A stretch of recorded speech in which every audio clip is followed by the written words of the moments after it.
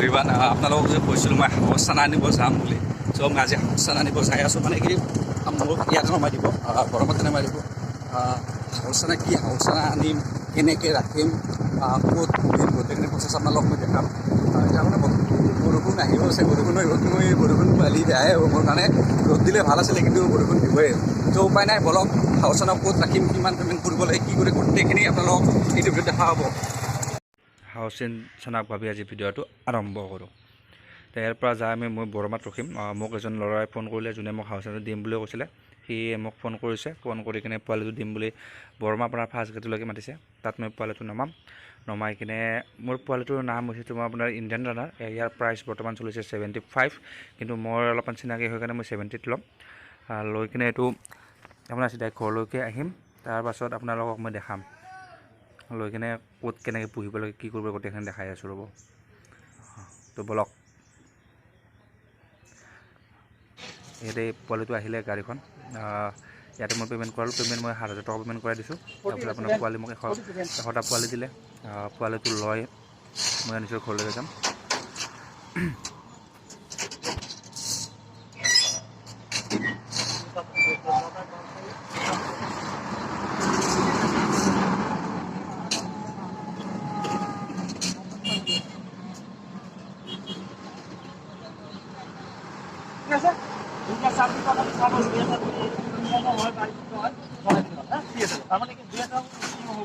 ঠিক আছে হয় না নাই?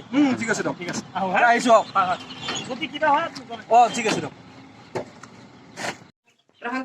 এই হাতত ভৰাই দিম ৰ পিছত না খাই লওক আজি মৰবই আজ মৰবই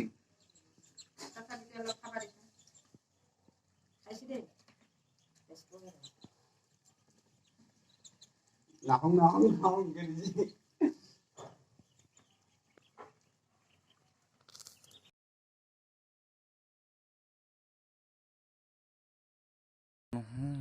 ফলটো মানে আপোনাৰ ধৰি লওক এনেকৈ থাকিলে বহুত ভাল লাগে, কিন্তু এইখিনি এই 10 দিন টাইমে আপোনাৰ বহুত ইম্পৰ্টেণ্ট টাইম হয়। এইখিনি টাইমত আপুনি ভালকৈ ৰাখিব, বহুত পোৱালি মৰি যাব।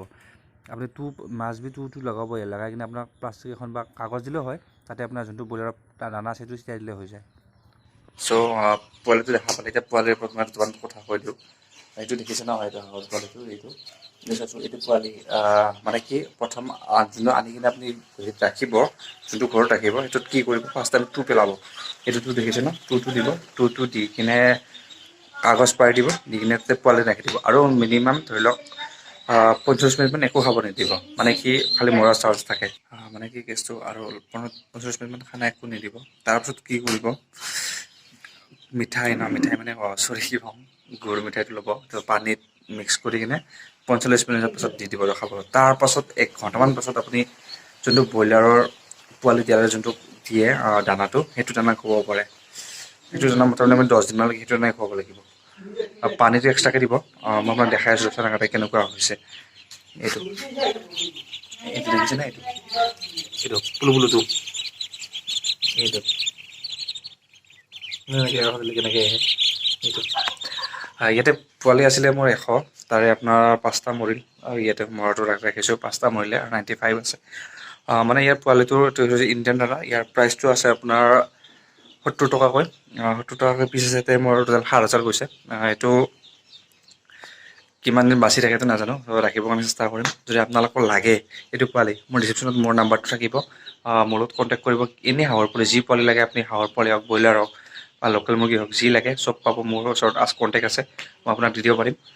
চ' আজি ভিডিঅ'টো এইখিনি আছিল, আৰু নেক্সট এটা ভিডিঅ'ত মই বনাম ইয়াক কিমান দিনত কি খোৱালে কেনেকৈ গ্ৰ' হয়। চ' যদি ভিডিঅ'টো ভাল লাগে, লাইক কৰিব, শ্বেয়াৰ কৰিব, আৰু মোৰ চেনেলটো ছাবস্ক্ৰাইব কৰি দিম। Thank U.